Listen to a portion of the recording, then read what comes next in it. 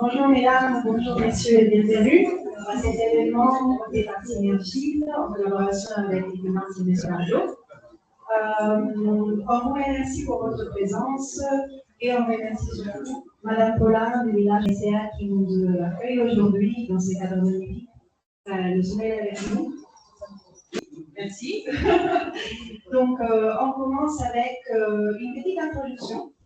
Après, je ne parle plus, je vous promets, je laisse les professionnels parler. Synergie, le pôle d'innovation de Guadeloupe qui fédère les professionnels autour de la transition écologique et énergétique. Le réseau bâtiment durable que j'anime, donc, se propose de fédérer les acteurs et partager la connaissance. Je pense que c'est l'objectif majeur aujourd'hui, c'est de réunir les personnes qui peuvent mener le changement ici en Guadeloupe et qui sont intéressées à des problèmes qui sont sur notre confort, qui nous atteignent tous les jours concernant la conception des bâtiments où l'on vit, où l'on travaille. Donc on passe la majorité de notre temps. Donc aujourd'hui, on va passer à la présentation du guide et le drone que vous trouverez en ligne. Si vous scannez ce petit QR code ici, il est disponible sur Internet et il n'y a pas de version papier et vous le consulterez si vous voulez en ligne. Donc Equinox et M. Darbio avec M. Seller et je dis quelqu'un de préparer le document et le guide. Et Vincent Pio. Aujourd'hui, donc, on entendra plusieurs témoignages et l'explication aussi du guide. On va commencer par une petite vidéo et ensuite, on va expliquer donc, la conception bioclimatique d'abord, donc les notions peut-être de confort et de ventilation naturelle. Ensuite, on va passer par des exemples concrets. Bonjour. Par des exemples concrets de bâtiments tertiaires qui sont surdimensionnés dans la partie vitrée et qui sont mal protégés. C'est surtout ça le cœur du sujet d'aujourd'hui. La méthode de dédimensionnement, donc du vitrage, que l'on propose, mais aussi la méthode de diagnostic qu'on a par imagerie aérienne faite par des drones. Ensuite, bien évidemment, si vous avez des questions, on peut passer le microphone, mais c'est un microphone d'autre.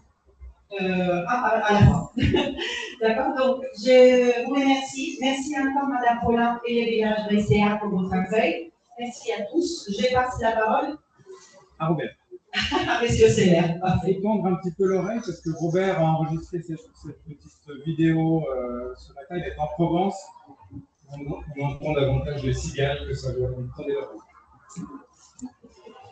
Bonjour, je m'appelle Robert Seller.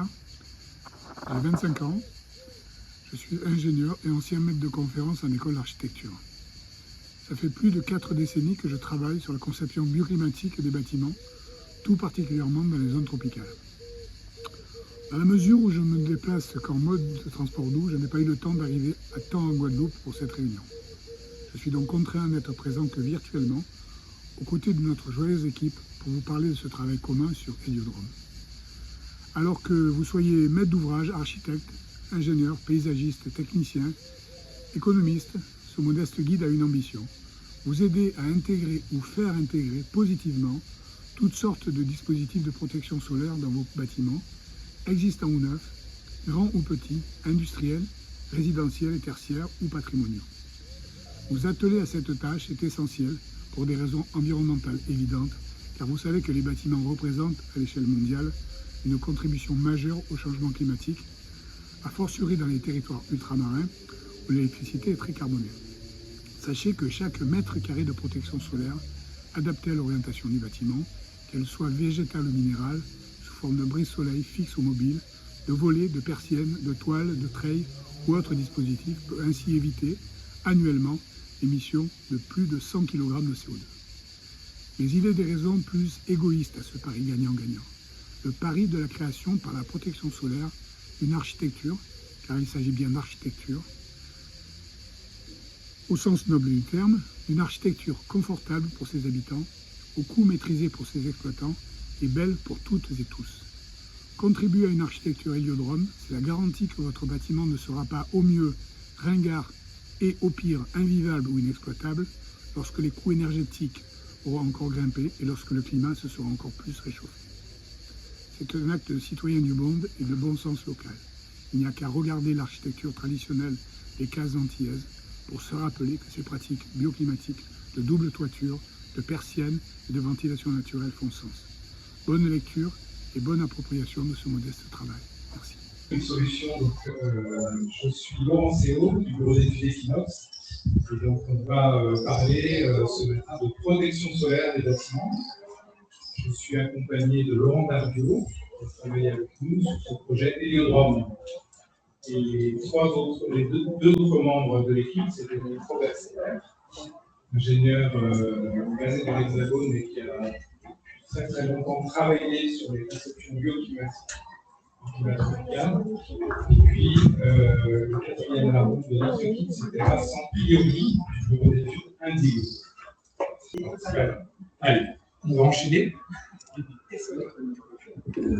Le message de Robert, c'était, pour introduire le sujet, on parle de protection solaire en contexte Antilles, et plus généralement dans les Outre-mer. Pour dire que on va parler d'architecture essentiellement, pour dire que la protection solaire des bâtiments, notamment les bâtiments tertiaires, les bâtiments existants, vous en avez peut-être certains en tête, vous allez voir sur les présentations qu'on va vous présenter, ils ne sont pas tous très très adaptés à notre climat tropical. On va faire court en introduction. Donc, on est là. Si on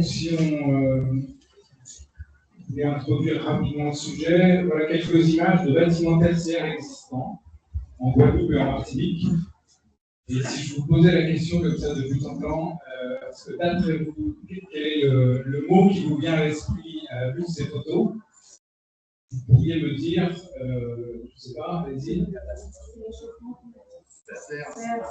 Serre, qui vous vient à l'esprit, serre. On vous a un petit peu mis sur la piste, mais effectivement, on pourrait avoir ce mot-là de serre.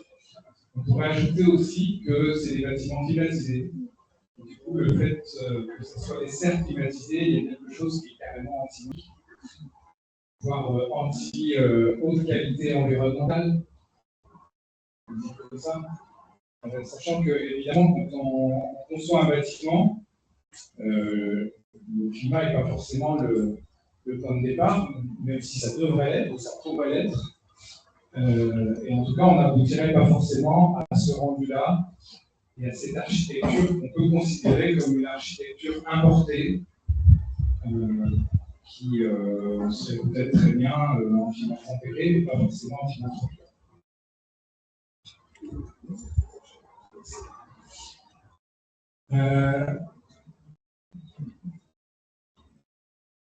Voilà un édifice qui est assez spectaculaire, d'un architecte célèbre, Franck Géry, qui est à Arles, dans le sud de la France. Justement, une photo que nous a envoyée Robert, qui illustre justement ce principe-là. L'architecte, il n'a pas forcément misé sur la protection solaire de son bâtiment. Donc, à la limite, c'est très très bien si le bâtiment il est dans le nord de l'Europe, mais de chance, il est à Arles, plutôt au sud. Et du coup, dans cette période actuelle de canicule, je ne suis pas sûr que ce bâtiment soit vivable, indépendamment de ses qualités architecturales et spectaculaires, pareil.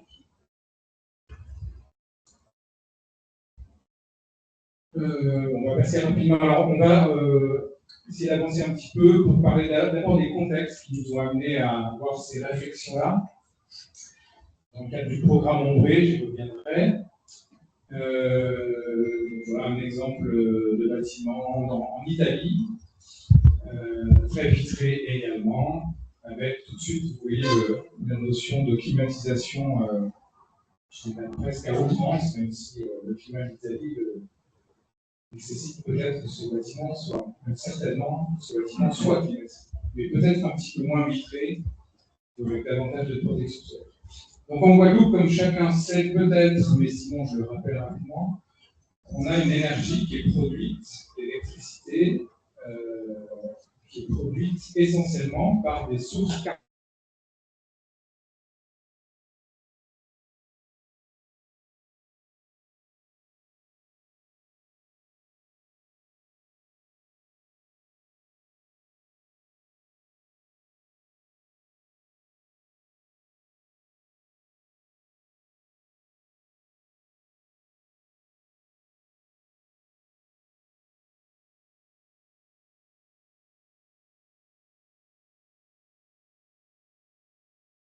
Le fuel consommé dans les centrales thermiques. Et puis vous avez toutes les autres sources qui sont des énergies renouvelables, qui sont relativement diversifiées. On a au moins 6 filières en Guadeloupe qui sont exploitées. Vous connaissez la géothermie, le solaire, l'éolien, un petit peu de gaz qui est utilisé également. Et toutes ces filières renouvelables représentent aujourd'hui à peu près un tiers du mix électrique, c'est-à-dire de la production totale d'électricité, un tiers. Avec un objectif qui est beaucoup plus ambitieux, vous savez, qui était de faire 100% d'énergie renouvelable à l'horizon 2030. On n'atteindra peut-être pas, l'avenir nous dira, mais en tout cas, cet enjeu d'avoir une électricité encore relativement carbonée, c'est un enjeu très fort sur le territoire. C'est pareil en Martinique, et donc très clairement, on a un ratio carbone, c'est-à-dire chaque kilowattheure consommé dans les bâtiments en Guadeloupe émet l'équivalent de 500 grammes de CO2 pour chaque kilowattheure produit et consommé. Ce ratio il est plutôt en diminution au fur et à mesure que les énergies renouvelables vont se développer, vont continuer à se développer. Néanmoins, il est encore très très fort. Donc, ça représente une fois l'enjeu essentiel de nos consommations, puisque pas seulement de production d'électricité, mais de consommation et de mode de consommation. Probablement que dans les années qui viennent, on aura davantage d'énergie renouvelable, mais certaines seront importées. Et l'image, un semi-remorque qui transporte des pellets de bois. Et donc, ce sont des énergies renouvelables. Néanmoins, elles ont un impact carbone qui n'est pas nul, qui ne sera pas neutre, puisqu'il faut d'abord le cycle des pellets de bois, il n'est pas très très court, sur un cycle carbone d'une dizaine, voire d'une vingtaine d'années. Pour ces pellets de bois, cet enjeu carbone reste présent, même sur cette énergie renouvelable. Et donc pour ce qui alimente la centrale Algema, qui se trouve beaucoup là, vous savez, c'est ces pellets de bois qui proviennent du Québec. Et sur des quantités qui sont relativement importantes. Encore une fois, ce n'est pas parce que ce sont des énergies renouvelables qu'il y a plus d'enjeu. L'enjeu est moindre, mais il est quand même donc 35% d'énergie renouvelable au bilan 2025. Oui, le chemin est quand même encore assez long pour avoir un mix électrique complètement décarboné. Les enjeux, ce n'est pas seulement les enjeux environnementaux de réduire nos émissions CO2, c'est le premier de ces enjeux. Les autres enjeux sont financiers aussi. Vous savez sans doute qu'en vertu de la péréquation tarifaire, chaque kilowattheure qu'on consomme en Guadeloupe, en fait, le consommateur guadeloupéen n'en paye qu'un tiers environ. L'autre partie est payée par l'ensemble des consommateurs au niveau national. Autrement dit, on aurait une énergie bon marché, et ce n'est pas pour autant qu'il faut la gaspiller. C'est comme ça qu'on pourrait retenir une idée forte. Et donc on a cet enjeu financier qui est également important. Tout ça pour dire aussi, autrement dit, que chaque kilowattheure qu'on économise, il va venir se déduire de la facture des consommateurs, mais également de la facture de l'ensemble des consommateurs au niveau national. Donc c'est toujours intéressant de penser à ça. Le kilowattheure économisé fait fois sur le gain global au niveau financier. Ensuite, évidemment, on a d'autres enjeux, des gains qui sont liés au confort, hein, puisqu'on parle de rafraîchissement des bâtiments. Évidemment, on n'oublie pas cet enjeu-là, le confort. Ce n'est pas parce qu'on climatise un bâtiment qui est une serre climatisée qu'on a du confort. Imaginez que vous êtes dans votre voiture en plein soleil, vous avez beau mettre la clim à fond, vous n'aurez pas de confort. D'accord ? Pourtant, c'est climatisé. Vous n'aurez pas de confort parce qu'il y a trop de rayonnement solaire qui traverse le pare-brise de la voiture. Donc, on est exactement dans ce syndrome de la serre climatisée. Et puis enfin, le quatrième enjeu, c'est celui qui est lié aux pointes de consommation d'électricité, hein, puisque vous savez, c'est la contrainte du gestionnaire de réseau, EDF, puisque le réseau électrique n'est pas interconnecté avec les autres territoires. Donc, le gestionnaire de réseau doit agglomérer toutes les productions à chaque instant en fonction de ce que demande la population. Donc, cet équilibre, il est un équilibre, on pourrait dire précaire. Je regarde Fabienne d'EDF. C'est un enjeu, un défi du quotidien, pour évidemment faire en sorte qu'on produise suffisamment d'électricité que ce que le réseau demande à chaque instant. Donc, si maintenant on regarde un petit peu les méthodologies qui vont nous pousser à faire des économies d'énergie, à apporter du confort, à se remettre dans le cercle vertueux, vous connaissez peut-être la méthode Négawatt, qui nous parle de sobriété, puis d'efficacité, et enfin d'avoir recours aux énergies renouvelables. Et ce qu'on observe, c'est qu'en fait, les enjeux de sobriété, ils sont souvent très, très oubliés. La preuve, c'est que, par exemple, hier, on était dans une salle climatisée pour la présentation des chiffres.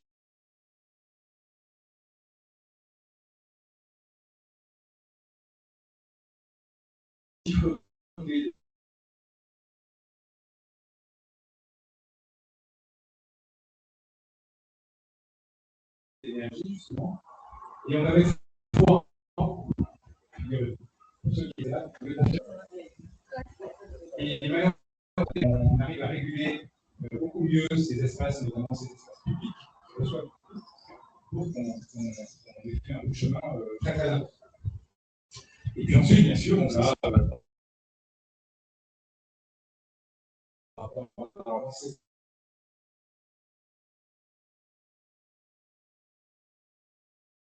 On a tout ce qu'on pouvait, les toitures, faire de la protection solaire, le plus performant possible, et là on fait des efficaces. Et puis enfin seulement, on va pouvoir dire, si on mettait du solaire sur ces bâtiments, on va pouvoir annuler ou compenser une partie de cette par les énergies renouvelables.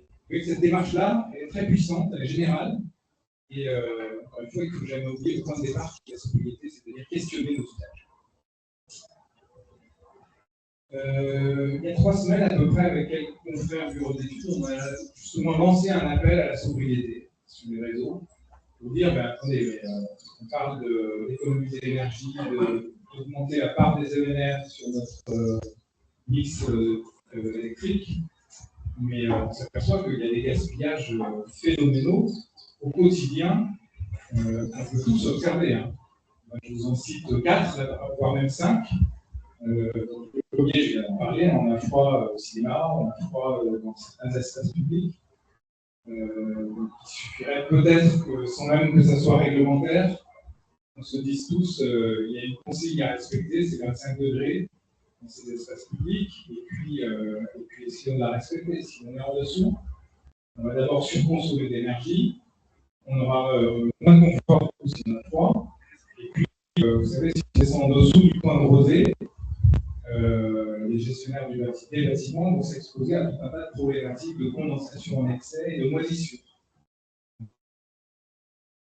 On aura toutes les raisons plutôt de climatiser dans la plage de 25-26 degrés. Donc, quand même, parfois, on peut associer les races solaires. Éteindre foncé, c'est une mode absurde, certains voient nous depuis pas mal d'années déjà. Utiliser des tôles de couverture foncées pour justement bien chauffer les bâtiments pour ensuite devoir les rafraîchir. d'un point de vue thermique, chacun reconnaîtra que c'est complètement absurde et planant. Et encore une fois, il ne suffit pas grand-chose pour que les fournisseurs de tôle disent OK, on garde toutes les nuances possibles qui font l'architecture des Antilles, mais le gris anthracite, il est juste proposé à la vente. Et on le fait tous. Si tous les fabricants de tôle le faisaient, il n'y aurait pas de distorsion de concurrence. Et je pense que la collectivité s'importerait. Les vitrages surdimensionnés, c'est justement notre sujet du jour. On va essayer de le détailler. On a travaillé ce sujet avec le projet de Rome. Enfin, je ne vais pas être beaucoup plus long, mais vous savez, on climatise les rues de boîte à vitres. Parce que les commerçants considèrent que la rue peut être à juste titre leur zone d'achalandise. Et donc, il n'y a pas de frontière physique entre le magasin et la rue. Du coup, la climatisation du magasin climatise effectivement la rue. Je suis désolé, on n'aura jamais assez de puissance à la centrale électrique, ni assez si on en avait des quotas d'émissions pour continuer à fonctionner à ce rythme-là.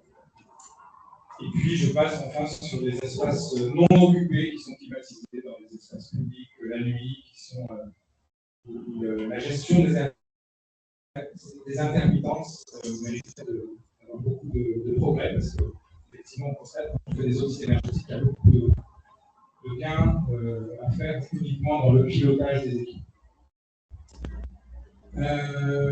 Donc, construire avec le climat, c'est pas si simple que ça en fait. D'abord, il faut bien introduire, bien connaître le climat. Ce climat tropical, il est caractérisé par des températures douces qui font qu'on a la chance d'avoir les alizés, d'avoir l'océan qui rafraîchit le territoire. On peut dire qu'on n'aura jamais de canicule en fait. Même si les températures au-delà de 35 degrés, on ne les a jamais observées en eau. Au fur et à mesure du changement climatique, on va remonter de quelques dixièmes de degrés tous les 40 degrés d'ambiance, on ne les aura pas. Donc on a beaucoup plus de facilité à adapter les bâtiments pour les rendre confortables, parce que ces surchauffes très importantes, on les adapte. En revanche, il y a un climat tropical, 30 degrés en journée, avec un rayonnement solaire qui est très très important, quasiment quel que soit l'endroit où on se situe. Et donc, l'importance de la protection solaire n'est plus à démontrer. Mais au-delà de ça, on a également d'autres contraintes qui font partie évidemment intégrante du cahier des charges d'un concepteur, qui sont notamment nos contraintes naturelles, sismiques, cycloniques, etc. Donc, ça influence énormément également la conception et l'architecture. Le soleil nous envoie chaque jour 5 kWh d'énergie, chaque jour, pour chaque mètre carré de surface exposée.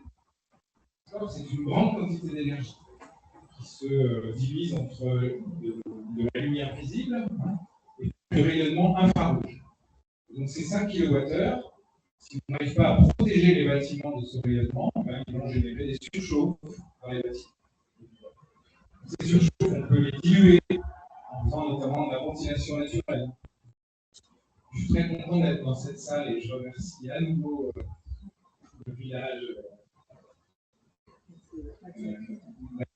parce qu'on bénéficie tous de cette ventilation naturelle avec une petite panne devant les brasses d'air et une protection satisfaisante, protection solaire satisfaisante. Et je pense qu'on n'aura pas froid aujourd'hui, on n'aura pas chaud non plus forcément, puisque ça fonctionne. Allez, j'essaie d'accélérer un petit peu et je vais passer la parole à Laurent. Je peux peut-être nous commenter. Voilà 4 images de bâtiments publics qui sont répartis sur les 4 outre-mer, Guadeloupe-Martinique, qui sont des bâtiments qui étaient des bâtiments un peu emblématiques il y a quelques années, qui ne sont pas forcément. Merci. Donc, l'idée des Louvres est aussi de ne pas avoir que des ingénieurs qui petit peu plus lourd dans les explications, mais qui vous donne un peu la base, puisque, in fine, en architecture, on parle de gens qui vont être dedans, d'utilisateurs, ça peut être des habitants, ça peut être des bureaux ou autres. Donc là, on voit des bâtiments, il y en a plein d'autres, on en voit d'autres, où on a probablement une architecture qui est importée, vous pouvez imaginer, c'est la région, vous pouvez imaginer l'extérieur, on peut mettre d'ailleurs en métropole. On sent que la demande du client et le plaisir d'acheter a été de mettre des beaux rideaux, et avec des petits soleils qu'on devine la tête qui sont forcément efficaces. On retrouve ça dans les collectivités, c'est-à-dire que les premiers à commander ce genre de bâtiment, assez souvent, des collectivités. Alors, est-ce que les élus n'ont pas un goût, ou est-ce qu'il faut que ce soit brillant, ou est-ce qu'il faut que ce soit réfléchissant? Il y a une discussion sur ce que vous voyez sur cette photo. Donc, Réunion, Martinique, Guyane, Guadeloupe, on est à peu près dans les mêmes réponses, la même proposition architecturale, où sans être un grand ingénieur, on se doute que c'est probablement surutilisé et pas confortable. Après, c'est des bâtiments qui ne sont pas récents, qui ont 30 ans, et c'était aussi peut-être une mode, on disait que ça serait bien comme ça. Et on n'est plus dans un objectif de faire quelque chose de plus local. C'est là.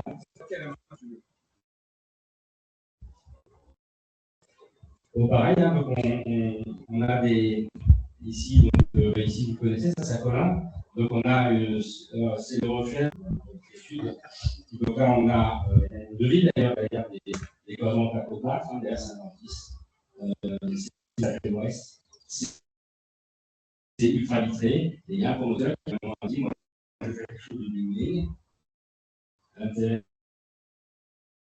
de l'excavateur et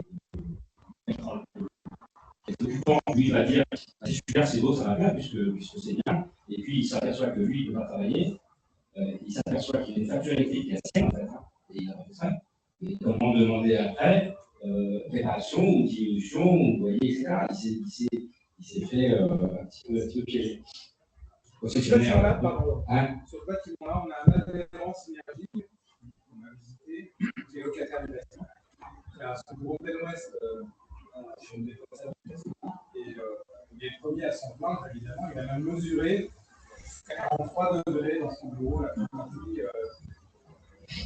il est à la clim. Vous voyez que ces enjeux-là, effectivement, ils relèvent de la conception des maîtres d'ouvrage, mais les locataires sont évidemment dans le modèle, c'est eux qui prennent la mesure. C'est un bâtiment récent. C'est un bâtiment qui répond pas aux normes, mais en fait, ils ont dû à un moment ou à un autre dire que leur travail allait faire que c'est un travers. Mais là, vous voyez, je vous invite à aller le soir, c'est encore plus rigolo. Mais là, on voit bien qu'il y a un plateau peintre qui est derrière, on voit bien que ici, on a des stores, etc. Donc, il n'y a pas de. C'est faux. Et c'est une histoire de réponse thermique, on va en revenir. Hein. Il y a des règles de son, est-ce qu'elles sont respectées, est-ce qu'elles sont contrôlées, filées, ça passe pas. Le concessionnaire au tout beau, il était tout beau, tout blanc, il n'a pas en noir. On va valider. Ici, vous voyez, avec des grandes vitres, hein, c'est pas tous les concessionnaires. On veut montrer les voitures, sauf que devant, il y a d'autres voitures où il y a des arbres et d'autres. On va voir ce qui s'y passe plus filet. Et pareil, on est dans des formes d'architecture contemporaine. Je peux féliciter les concepteurs de ça, mais en compte, on a à chaque fois un souci et que ça va pas fonctionner. Dans Paris, celui-là, il n'est pas encore fini, hein, c'est une ancienne collection. Celui-là, c'est en face de la révolution de BMW. Voilà, les voitures qui sont dans c'est luxe. Donc, il a utilisé des volumes monstrueux pour que le cuir pas maudit, en fait. Et il n'y a pas de vie, d'activité, il y a juste une voiture sur des grands halls, etc. Voilà, c'est pas de tous ces concessionnaires. On peut prendre des offres. Et ça, c'est beaucoup plus récent. Avec le bâtiment neuf, il est un petit peu mieux que le précédent, mais on n'est pas encore au top au niveau de la protection solaire. Alors, la question, c'est, mais en fait, est-ce qu'on a une réglementation thermique qui pourrait guider les concepteurs pour justement mieux construire avec le climat et faire en sorte que ces passoires énergétiques au sens tropical, on puisse les éviter? Et la réponse, elle est mitigée. Et vous voyez, sur les 5 Roms, on a depuis 2010 une réglementation thermique qui s'appelle toujours la réglementation RT-ADOM, réglementation thermique, acoustique et aération pour les DOM, qui s'applique pour les logements neufs depuis 2010. C'est-à-dire que depuis 2010, quand vous construisez un logement, vous devez impérativement lui donner une isolation thermique en toiture. Vous devez lui donner impérativement un chauffe-eau solaire pour produire son chauffe sanitaire. Vous devez impérativement faire attention à ces notions de ventilation et de protection solaire. Sauf que cette réglementation ne s'applique que pour les logements neufs. Parce que c'est notion de protection solaire des bâtiments tertiaires. En Guadeloupe, on a depuis 2013 la réglementation thermique spécifique pour la Guadeloupe, la RTG, qui s'applique depuis 2013 et puis qui a évolué en 2020. Au passage, on peut observer que c'est relativement récent.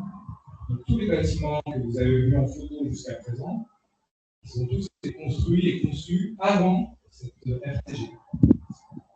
Sauf celui de Colin, où on a encore l'incertitude de savoir, c'était la question, comment ça se fait qu'il est passé à la RTG. Il se trouve que dans la première mouture de la RTG, probablement que les exigences n'étaient pas avec le curseur suffisamment au bon niveau et que du coup ce type de bâtiment a pu passer au travers. Mais on n'a pas la certitude parce que la RTG 2020 est censée avoir corrigé ce phénomène. Je termine juste. Un petit peu dire aussi que quand on construit dans Paris, on fait une boîte, on appelle une boîte à chaussures, on met et dedans, on ne sait pas ce qu'on va mettre. C'est-à-dire qu'on va mettre on va pas les construire, qui va être une boîte dans laquelle on ne sait pas si ce sera des voitures, des boîtes de concert, des bureaux. Et comme ça, on met à louer, à vendre, espace, machin, etc.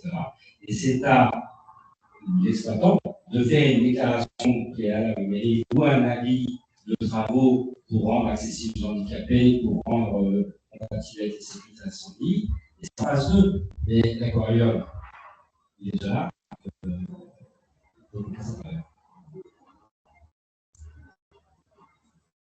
En Martinique, il y a eu plusieurs tentatives pour dupliquer la RTG. Une fois, les Guadeloupéens ont donné l'exemple à la Martinique. Mais c'est pas encore, l'essai n'est pas encore complètement transformé.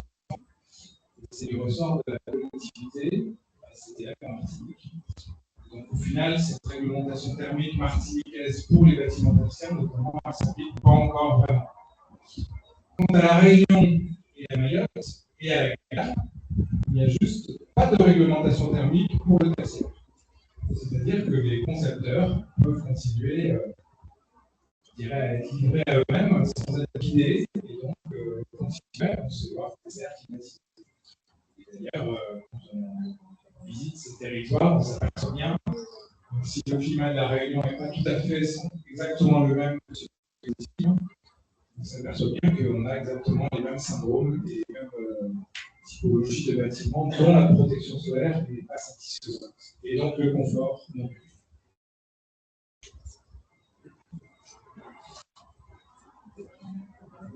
Donc je passe rapidement sur les indicateurs de la RTG.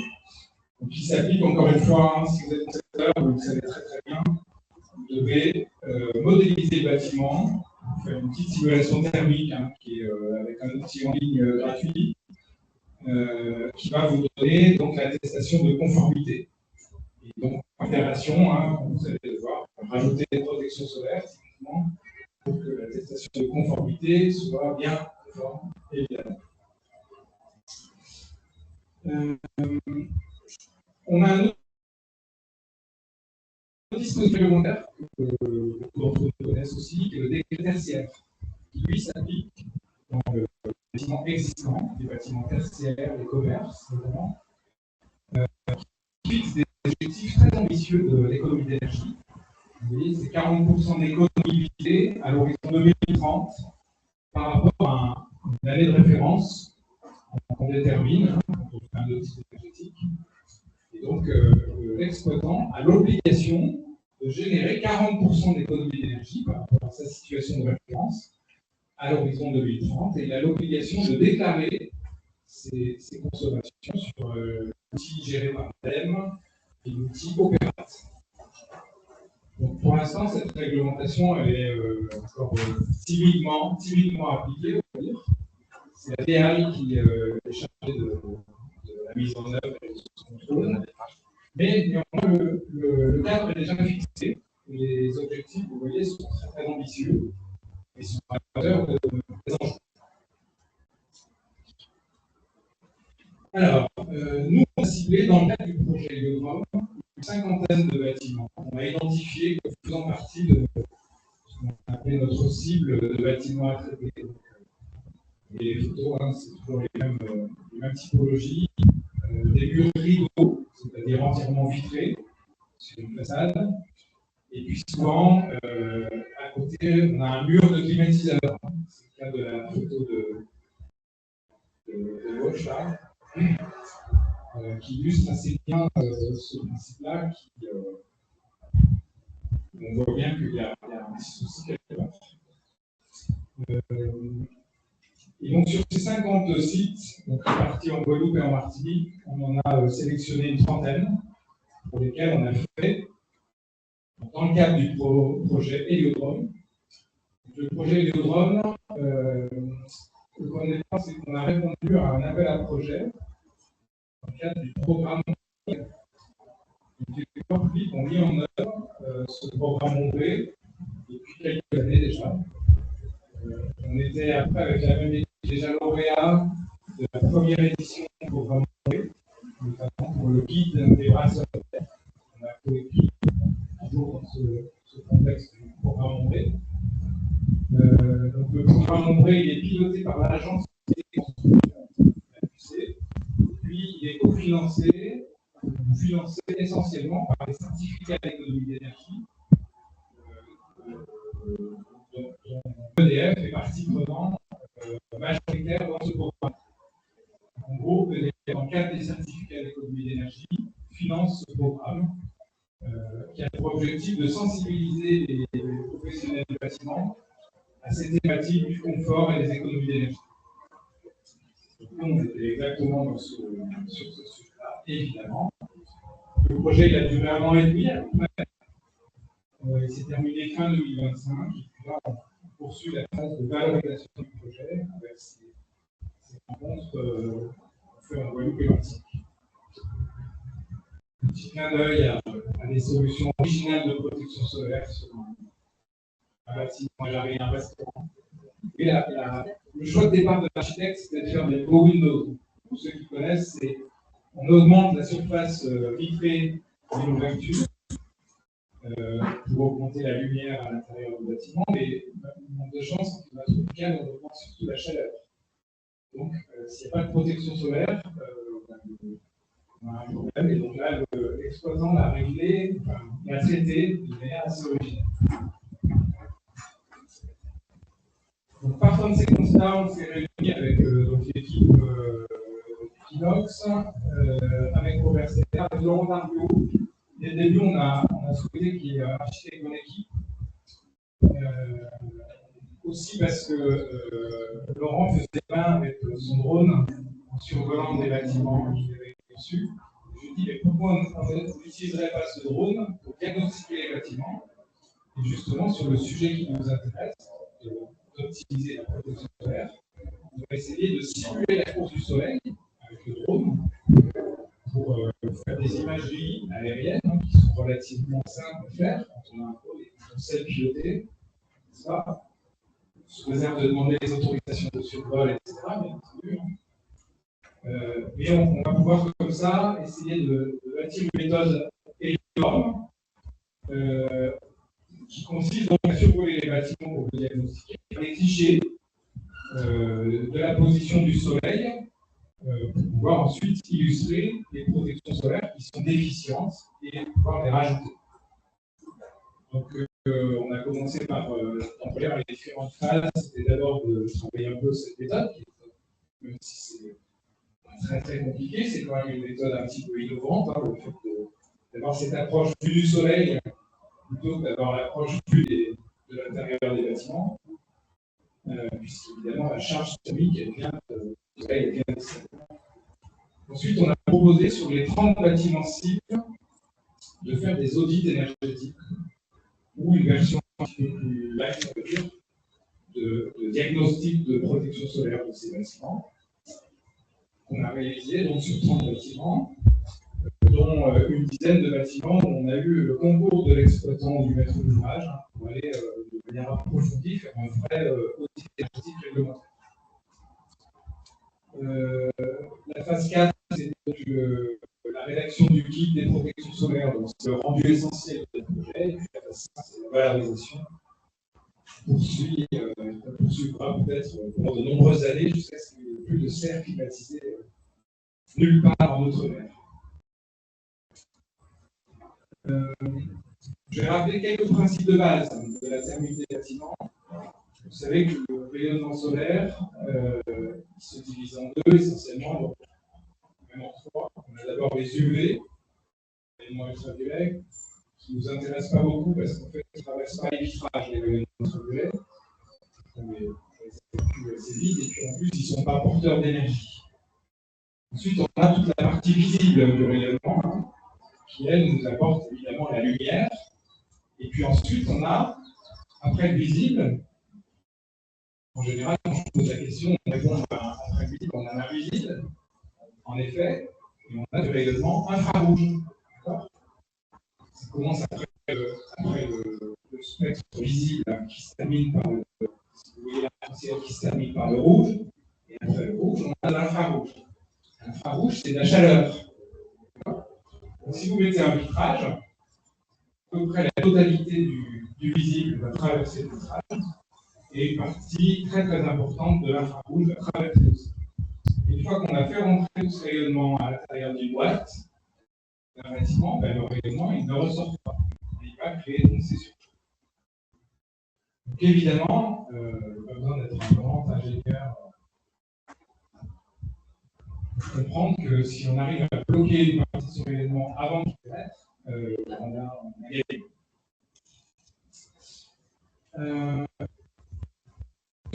Le bâtiment ciblé, on voit que les concepteurs ont misé sur des vitrages qu'on peut considérer surdimensionnés.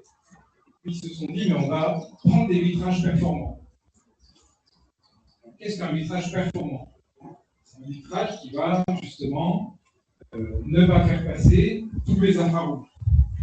Autrement dit, essayer de bloquer un maximum de chaleur, si c'est possible, pour faire en sorte que la surchauffe à l'intérieur des bâtiments soit limitée. Sauf que ce n'est pas complètement possible. Et donc, on a un indicateur qui est très très simple, hein, qui est le facteur solaire d'une paroi donnée. On a ce facteur solaire qui est l'indicateur qui nous dit qu'il y a telle partie du rayonnement qui traverse la paroi. Si vous prenez un vitrage simple, c'est un vitrage clair, vous aurez un facteur solaire d'à peu près 85%. C'est-à-dire que 85% du visible et des infrarouges vont traverser ce vitrage. Et juste les UV, je l'ai dit tout à l'heure, donc 85%, ça correspond à le vitrage plus performant.